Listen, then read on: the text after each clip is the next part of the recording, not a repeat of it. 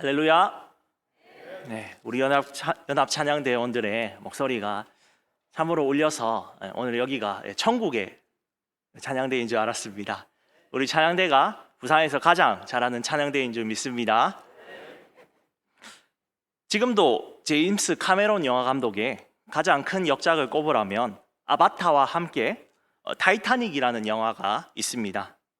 이 영화는요, 타이타닉호라는 배가 실제로 빙하에 부딪혀서 침몰되어 1,500여 명의 사람들이 차가운 바닷가에서 죽게 되는 이야기를 다루고 있습니다. 모두가 대피하려고 아수라장인 배 위에서 한 악기팀이 연주를 하고 있습니다. 그런데 그 찬양이 무엇이냐면 내 주를 가까이 가게 함은이라는 찬양입니다. 위의 사진처럼 이 곡이 흘러나오면서 일부 사람들은 위기의 순간에 하나님을 찾고 조용히 배와 함께 마지막을 준비하고 있습니다. 비록 타이타닉을 제작한 감독은 하나님을 믿지 않았지만 이 어려운 상황 속에서 찬양하는 그 사람들의 모습이 참으로 인상 깊었기에 이 장면을 넣지 않았을까 저는 생각합니다. 이처럼 찬양은 어떤 상황 속에서도 사람들을 하나님께로 인도하게 합니다. 우리가 어떠하든지 하나님을 찬양하며 은혜 받으시기를 소망합니다. 오늘은 이 위대한 찬양을 어떻게 하나님께 바르게 드려야 하는지 본문의 시를 통해서 함께 묵상하도록 하겠습니다. 우리는 어떤 찬양을 드려야 할까요? 첫 번째는 즐거움과 기쁨으로 외치는 찬양입니다. 본문의 시인은 1절에서 온 땅을 향하여 하나님께 찬송을 부르라라고 합니다. 여기서 찬송을 부르다 히브리어로 하라우라고 하는데요, 뜻은 깨트리다, 귀가 먹게 하다, 놀라거나 기뻐서 소리치다라는 의미입니다. 고대에서 전쟁에서 승리한 왕이 개선하거나 백성들 가운데 행차할 때 그들은 큰 소리를 지르면서 환호하였습니다. 현대에 이와 비슷한 것이 무엇이 있을까요? 네, 저는 특별히 축구장, 야구장에서 울려 퍼지는 함성이라고 생각합니다. 월드컵에서 붉은 악마들이 외쳤던 구호가 무엇이죠? 네, 대한민국이었죠. 이 함성이라고 생각합니다. 또 야구팀에서 가장 응원이 뛰어난 팀이 어디라고 생각하십니까? 네, 저는 롯데 자이언츠라고 생각합니다. 그들은 참으로 노래가 아주 함성이 큽니다. 주제곡인 부산 갈매기를 부를 때에 아주 우렁차게 부르고요, 상대팀을 견제할 때 마라고 하면서 크게 부르짖는데 얼마나 상대 응원팀이 기가 죽는지 모릅니다. 이처럼 하나님께서 우리가 이들처럼 즐겨하며 크게 외치는 찬양을 원하는 것입니다. 또한 시인은요, 2절에 기쁨으로 여호와를 섬기라라고 합니다. 여기서 기쁨이란 히브리어로 시므아라고 하는데요, 의미가 단순히 기뻐하는 것을 넘어서 유쾌함, 환희, 넘치는 기쁨이라는 뜻을 갖고 있습니다. 그런데 이 기쁨과 전혀 매치되지 않는 단어가 본문에 함께 사용되고 있는데요, 바로 2절에 사용된 섬김이라는 단어입니다. 섬기다라는 뜻 히브리어로 에베드라고 하는데요, 이것은 노예가 일을 할 때 사용되는 단어입니다. 노예들이 일할 때 무슨 기쁨이 있겠습니까? 하루 먹고 살 봉급만 받을 뿐이고 또 받는 것 이상의 고강도 일을 하는데 기쁠 일이 전혀 없는 것이죠. 그런데 왜 하나님을 섬기는 것이 이 본문에서 즐겁다라고 하는 것일까요? 바로 하나님은 선하신 분이기 때문입니다. 그분이 우리의 주인이시기에 우리에게 일을 맡기시고 우리에게 보람을 주시며 우리에게 넘치는 상을 주시기 때문에 우리는 기쁨으로 하나님을 섬길 수 있는 것입니다. 마태복음 25장 21절을 보시면 하나님께서는 이렇게 말씀하십니다. 그 주인이 이르되 잘하였도다 착하고 충성된 종아, 내가 적은 일에 충성하였음에 내가 많은 것을 내게 맡기리니 내 주인의 즐거움에 참여할지어다 하고, 교회에서 이렇게 즐겁게 함성을 외치고 기쁘게 하나님을 섬기는 사람들이 바로 찬양대입니다. 찬양대는 구약 성경에서 자주 나타나는데요, 한 2번 정도 나타납니다. 먼저 역대하 20장 20절에서 21절에 이렇게 나옵니다. 한번 보시겠습니다. 이에 백성들이 아침에 일찍이 일어나서 드고와 들로 나가니라. 나갈 때에 여호사밧이 서서 이르되 유다와 예루살렘 주민들아, 내 말을 들을지어다. 너희는 너희 하나님 여호와를 신뢰하라. 그리하면 견고히 서리라. 그의 선지자들을 신뢰하라. 그리하면 형통하리라 하고, 21절입니다. 백성과 더불어 의논하고 노래하는 자들을 택하여 거룩한 예복을 입히고 군대 앞에서 행진하며 여호와를 찬송하여 이르기를 여호와께 감사하세 그의 인자하심이 영원하도다 하게 하였더니, 또 여호수아도 여리고성을 정복할 때에 찬양대를 앞세우는데요, 여호수아 6장 8절에 이렇게 나옵니다. 여호수아가 백성에게 이르기를 마치매 제사장 7은 양각나팔 7을 잡고 여호와 앞에서 나아가며 나팔을 불고 여호와의 언약궤는 그 뒤를 따르며, 이 두 가지 이야기에서 여호사밧과 히스기야는 찬양대를 앞세워서 크게 찬양을 부르고 나팔을 불고 있습니다. 그런데 여러분, 여기서 이상한 점 하나 발견하지 않으셨습니까? 누가 가장 앞에 있습니까? 전쟁을 하는 가운데에 찬양대가 가장 앞에 있다는 게 특이한 상황이죠. 원래 전투를 할 때에 찬양대는 앞서 나아가지 않습니다. 상식적으로 생각해 보면 그들은 무기도 없고 방패도 없기에 그들을 앞세운다면 적들의 칼과 화살에 제일 먼저 반격도 못하고 죽을 뿐입니다. 그런데 왜 이들은 찬양대를 앞세우고 있는 것일까요? 이것은요, 찬양 가운데에서 하나님이 직접 임재하시는 것을 의미하고 하나님께서 직접 선두에 나가셔서 이 전쟁을 진행한다는 것을 의미합니다. 하나님은 뒤로 내빼셔서 앞으로 나아가라 이러시는 분이 아니라 돌격 앞으로 같이 가자 하면서 나를 따르라 라는 말씀입니다. 즉, 이 전쟁이 여호와의 전쟁이라는 것을 의미합니다. 여기서 우리가 한 가지 또 알 수 있는 사실은 하나님의 전쟁과 세상의 전쟁이 다르다는 것입니다. 세상은 힘을 의지하지만 우리는 어려움이 왔을 때 앞서가시는 하나님을 신뢰하고 찬양하고 기도해야 된다는 것입니다.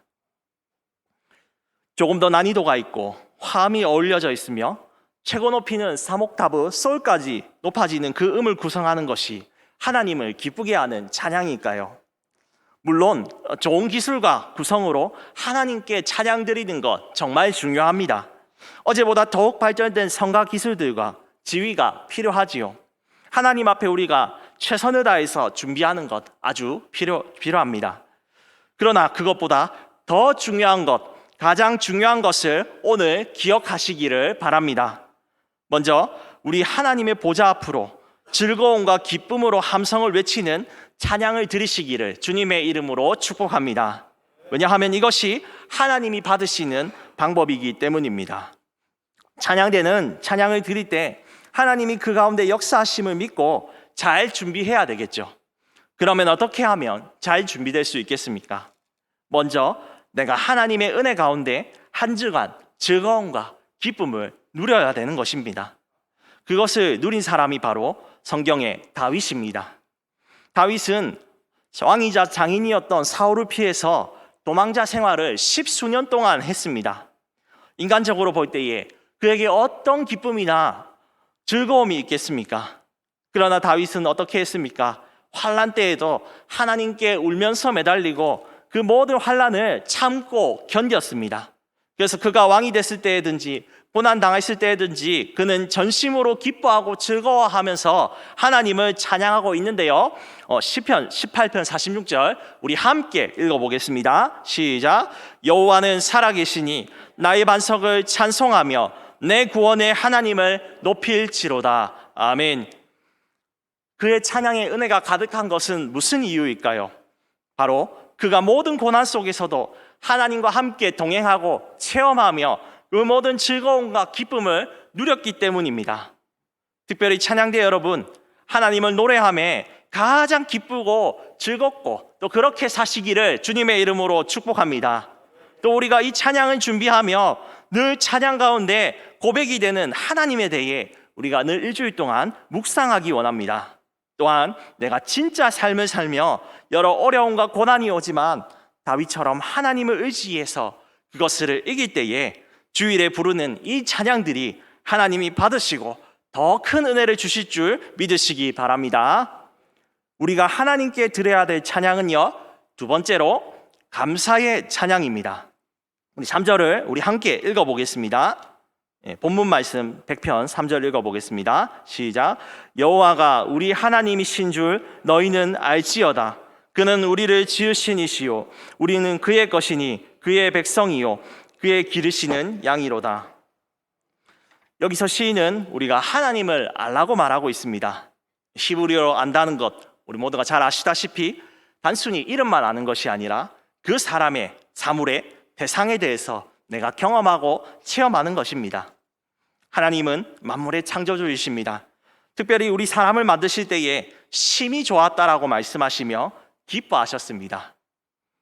그 만물의 창조주, 그분이 우리를 만드시고 자신의 것으로 삼으시고 우리를 만드시는데요. 왜 우리를 만드셨을까요? 바로 하나님과 깊이 교제하며 그분의 아름다우심과 사랑을 노래하기 위해서 주님께서 만드셨습니다. 또한 우리는 주님 앞에 양이며 주님은 우리의 목자가 된다고 오늘 본문이 말하고 있습니다.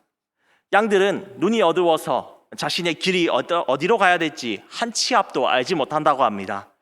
그래서 그들을 인도하여 줄 목자가 필요합니다.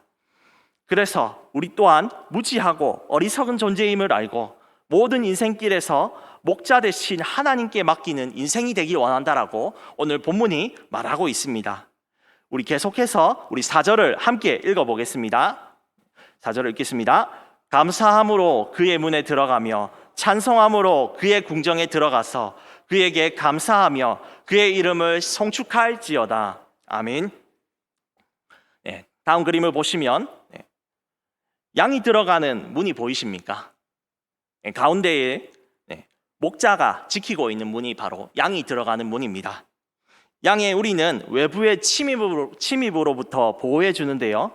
그림에서 보시다시피 유일하게 한 문만으로 들어갈 수 있습니다. 바로 이 문을 지키는 사람은 목자인 것이죠. 이 목자 외에 안전한 문으로 인도할 사람이 없다는 것입니다. 만약 양이 내 마음이 다른 곳으로 가겠다 해서 그 우리를 뛰쳐나간다면 그는 맹수로부터 비참하게 죽을 수밖에 없습니다. 우리를 양으로 비유하신 하나님께서 오늘 말씀하고 계신 것이죠. 요한복음 14장 6절에 우리를 향하여 주님께서 말씀하시는데요. 함께 읽어보겠습니다. 예수께서 이르시되 내가 곧 길이요 진리요 생명이니 나로 말미암지 않고는 아버지께로 올 자가 없느니라. 즉 예수님께서는 우리들에게 말씀하십니다. 사랑하는 인생들아, 세상을 살다 보면 여러 가지 길들이 보인다. 그 길은 넓어 보이고 좋아 보일지라도 그러나 결코 그렇지 않다.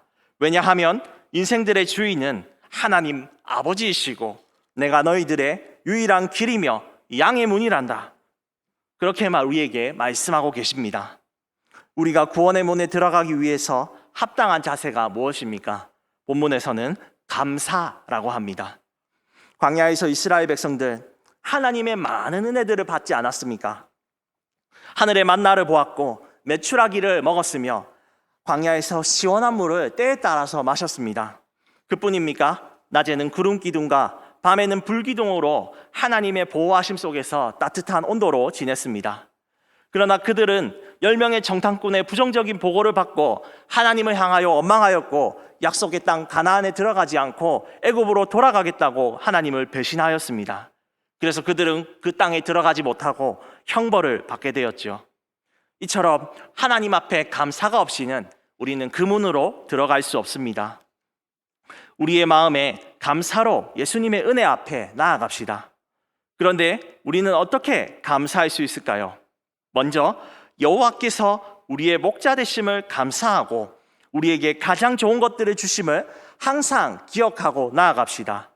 이런 가사가 있습니다. 하나님 한 번도 나를 실망시킨 적 없으시고 언제나 공평과 은혜로 나를 돌보셨네. 정말로 이 가사처럼 우리의 삶의 고백도 이와 같이 감사가 넘치는 우리가 되기를 소망합니다. 우리를 한 공동체로 부르심에 또한 감사하고 서로를 사랑하며 나아갑시다. 양들의 생김새는 다르고 또 우리는 한 우리에 살아가고 있습니다. 우리는 각자 다르지만 하나님이 우리를 한 교회의 가족, 제자들로 부르셨습니다. 우리는 이에 감사하고 사랑해야 할 것입니다. 왜냐하면 요한복음 15장 12절에 예수님께서 이렇게 말씀하시기 때문입니다. 내 계명은 곧 내가 너희를 사랑한 것 같이 너희도 서로 사랑하라 하는 이것이니라. 사랑하는 찬양대원 여러분, 그리고 우리 수정교회 모든 성도 여러분, 우리 가운데에 여러 가지 불편한 부분들로 인하여 불평이나 원망을 쉽게 가질 수 있을 것입니다. 그러나 그것은 하나님이 원하시는 마음이 아닙니다. 조금 부족해도 내가 보기 싫은 사람이 있어도 하나님이 부르신 이 소중한 교회에 나옴을 우리는 감사함을 느끼고 나의 형제 자매를 주님이 사랑하신 것처럼 사랑하며 우리는 감사함으로 주님의 문에 들어가기 원합니다. 우리가 서로 사랑하며 감사의 하모니로 주님께 나아갈 때 우리 주님께서 기쁘게 받으시고 우리의 찬양을 통해 그 은혜를 이 자리 가운데 충분히 베풀어 줄 줄 믿으시기 바랍니다. 마지막으로 우리가 하나님께 어떤 찬양을 드려야 할까요?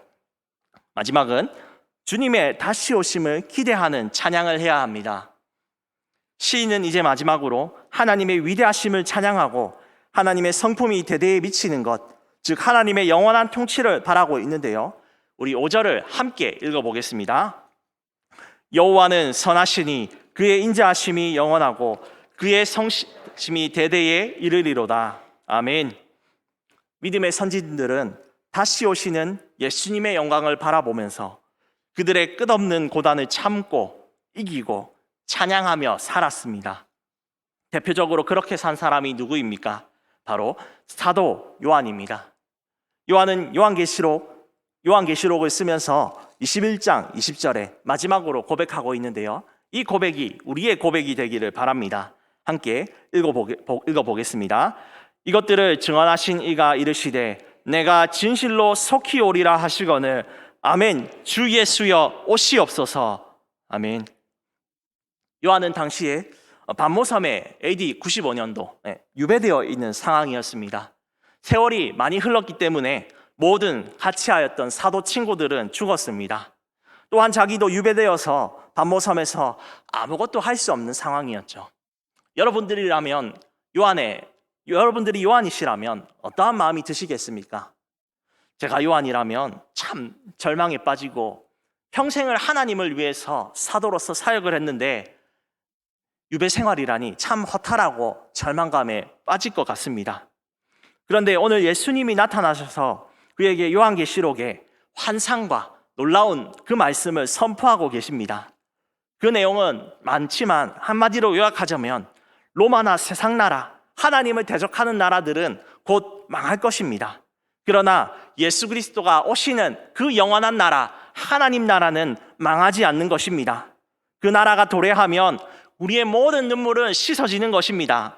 이 땅에서 우리의 슬픔과 수고가 사라지며 하나님께서 우리에게 왕관을 주시며 영원히 주님과 왕노릇할 것입니다. 이것을 들은 요한은 어떻게 얘기합니까? 속히 오시옵소서. 마라나타의 고백을 하면서 고난 속에도 하나님을 찬양하며 성도들을 향해 축복하며 오늘 이 성경을 마치고 있습니다. 성도 여러분, 우리가 이 땅에서 바라봐야 하는 것은 세상의 것이 아니라 영원한 하나님 나라, 다시 오시는 그 나라인 줄 믿으시기 바랍니다. 그 나라가 완성되면 하나님의 이름이 온 세상에 나타날 것이고 우리의 모든 수고가 그치고 예수님과 함께 영원토록 다스릴 것입니다. 그렇게 우리는 이 날을 사모하며 준비합시다. 때로는 사도 요한처럼 억울한 일을 당할 때가 있을 것입니다. 외롭고 힘들 때가 있을 것입니다. 그럴 때에 우리는 요한에게 하셨던 하나님의 말씀을 기억하기 원합니다. 내가 진실로 속히 오리라. 이러한 소망을 기대하고 기도하며 기다리며 우리는 이 찬양을 드리며 나아가기 원합니다. 히브리서 13장 15절은 우리가 찬송을 부르는 것을 이렇게 말하는데요. 함께 읽어보겠습니다.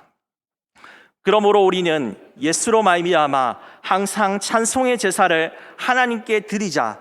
이는 그 이름을 증언하는 입술의 열매니라. 아멘. 우리 찬양대의 찬양뿐만 아니라 우리 모든 성도님들이 하시는 그 찬양이 하나님 나라의 오심과 예수 그리스도의 다시 오심을 증언하는 아주 훌륭한 찬양임을 믿으시기를 바랍니다. 그 오심을 기다리며 우리는 어떻게 살아야 되겠습니까? 주님 오실 거야 하면서 날수를 세거나 또는 나태하게 살아가는 것이 아니겠지요. 그 오심을 기다리며 오늘을 충만하게 즐겁게 또 충실하게 살아가는 것이 바로 종말을 준비하며 속히 오심을 기다리는 마음입니다. 내일부터 시작되는 직장 생활 가운데에 또 우리의 학업과 또 우리의 가정의 생활 가운데에 여러 어려움들이 있지만 오시는 그 주님을 맞이하면서 언제나 기쁨으로 또 섬기는 자가 되어 그 종말을 준비하시기를 바랍니다. 그럴 때에 우리의 삶의 찬송의 제사가 온 세상 가운데 뒤덮으며 주님께서 우리에게 복을 주시고 은혜 주시며 넉넉히 승리하게 될 줄 우리 주님의 이름으로 믿으시기를 축복합니다. 존 웨슬리는 찬송에 대해서 이렇게 고백합니다. 찬송은 노래보다 더 나아가는 것이다. 이는 성도가 그리스도의 생애를 반사하는 것이기 때문이다. 그렇게 고백합니다. 모든 성도 여러분, 그리고 특별히 수정교회 연합 찬양대 여러분, 우리의 찬양이 하나님의 이름을 증언하는 그 삶의 증거가 될 줄 믿습니다. 우리가 하나님께 즐거움과 기쁨으로 외치고 감사로 나아갑시다. 또한 주님의 다시 오심을 믿으며 우리의 입으로, 우리의 삶으로 선포되는 찬양이 이 수정동과 부산과 이 대한민국에 가득 울리기를 믿으시기를 바랍니다. 그것을 믿으며 한 주간도 주님을 향한 진실한 찬양의 삶을 들이시길 주님의 이름으로 축복합니다.